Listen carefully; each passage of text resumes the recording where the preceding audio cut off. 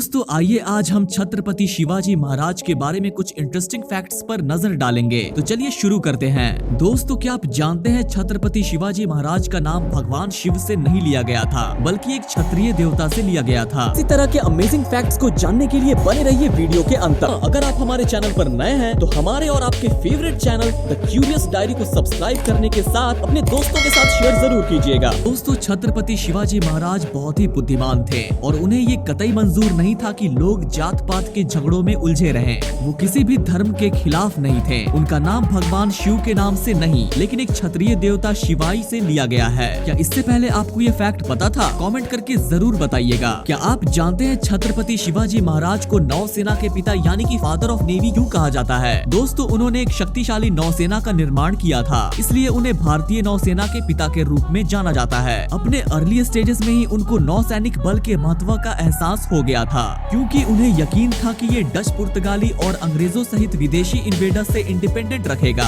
और समुद्री डाकुओं से कोकण तट तक भी रक्षा करेगा। यहाँ तक कि उन्होंने जयगढ़, विजयदुर्ग, सिंधुदुर्ग और अन्य कई स्थानों पर नौसेना किलों का निर्माण किया। क्या आप जानते हैं छत्रपति शिवाजी महाराज ने सिर्फ 15 साल की उम्र में ही अपनी बहादुरी, युद्ध कौशल और चतुराई से एक किले को पार कर लिया था। छत्रपति शिवाजी महाराज युद्ध की रणनीति बनाने में माहिर थे और लिमिटेड रिसोर्सेस के होने के बावजूद छापेमारी युद्ध कौशल का परिचय उन्होंने तब दिया जब बहुत ही कम उम्र, सिर्फ 15 साल में तोरना किले पर कब्जा करके बीजापुर के सुल्तान को पहला तगड़ा झटका दिया था। 1665 आते आते उन्होंने एक के बाद एक कोंडन, जवली और राजगढ़ किलों पर कब्जा कर धीरे धीरे पूरे कोंकण और पश्चिमी घाट पर कब्जा जमा लिया था। क्या आप जानते हैं कि बीजापुर को जीतने के लिए छत्रपति शिवाजी महाराज ने औरंगजेब की सहायता के लिए हाथ आगे बढ़ाया था, पर ऐसा हो न सका क्योंकि अहमदनगर के पास मुगल क्षेत्र में 2 अधिकारियों ने छापा मार दिया था। क्या आप जानते हैं कि वो छत्रपति शिवाजी महाराज ही थे जिन्होंने मराठों की एक पेशेवर सेना को बनाया था? दोस्तों इससे पहले मराठों की कोई अपनी सेना नहीं थी। उन्होंने एक फॉर्मल सेना जहां कई सैनिकों को उनकी सर्विसेज के लिए साल भर का भुगतान किया गया, उनको बनाया था। मराठा सेना कई टुकड़ों में बनती थी और हर एक टुकड़ी में 25 सैनिक थे। हिंदू और मुस्लिम दोनों को बिना किसी भेदभाव के सेना में अपॉइंट किया जाता था।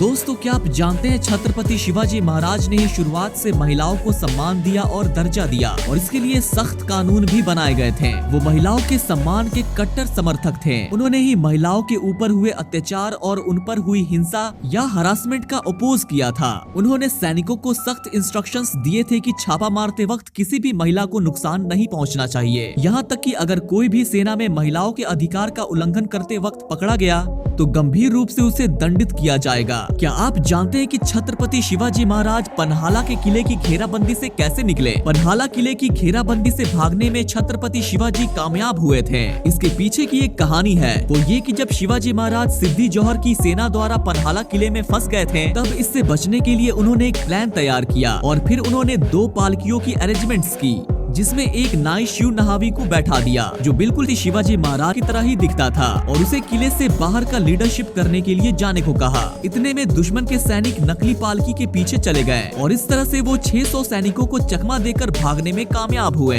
क्या आप जानते हैं कि किसने गुरिल्ला युद्ध का समर्थन दिया और इसे और आगे बढ़ाया? छत्रपति शिवाजी महाराज ने ही गुरिल्ला युद्ध का समर्थन दिया। उनको पहाड़ों का चूहा कहा जाता था क्योंकि वो अपने इलाके की भूगोलिक गुरिल्ला रणनीति या गनीमी कावा जैसे कि छापा मारना, छोटे समूहों के साथ दुश्मनों पे हमला करना और अच्छी तरह से वाकिफ थे। उन्होंने कभी भी धार्मिक स्थानों और वहाँ पे रहने वाले लोगों के घरों में छापा नहीं मारा। क्या आपको पता है छत्रपति शिवाजी महाराज का लक्ष्य क्या था? चलिए मैं आपको बताता हूँ। उनकी खासियत ये थी कि वो अपने राज्य के लिए बाद में लड़ते थे, पहले भारत के लिए लड़ते थे। उनका लक्ष्य था निशुल्क राज्य की स्थापना करना और हमेशा से अपने सैनिकों को प्रेरित करना कि वो भारत के लिए लड़े और विशेष रूप से किसी भी राज्य के लिए नहीं। छत्रपति शिवाजी महाराज के शासन काल में एक जासूस का योगदान बहुत ही इम्पोर्टेंट था। आखिर कौन थे वो और क्यों इन्हें भारत के सबसे बड़े जासूस कहा जाता है? चलिए मैं आपको बताता हूँ। शिवाजी महाराज के स्वराज निर्माण के स्वप्न को साकार करने के लिए, अपना मूल्यवान योगदान देने के लिए इतिहास के पन्नों पर नाम बड़े बड़े सम्मान के साथ लिखा गया है। वो बहादुर योद्धा हैं बहिर्जी नायक। बहिर्जी नायक शिवाजी महाराज के गुप्तचर विभाग के प्रमुख थे। भेस बदलने में माहिर बिरजी नायक किसी की भी हुबहू नकल उतार सकते थे।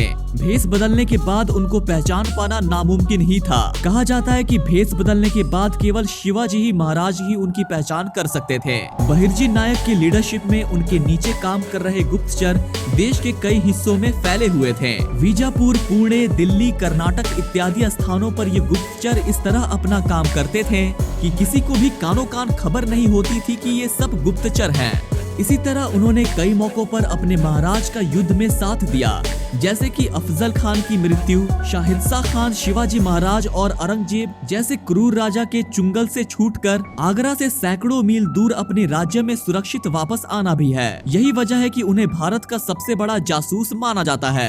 और इसी तरह के मजेदार फैक्ट्स जानने के लिए हमारे चैनल द क्यूरियस डायरी को सब्सक्राइब जरूर कीजिएगा। तो चलिए मिलते हैं अगली वीडियो में। Thanks for watching.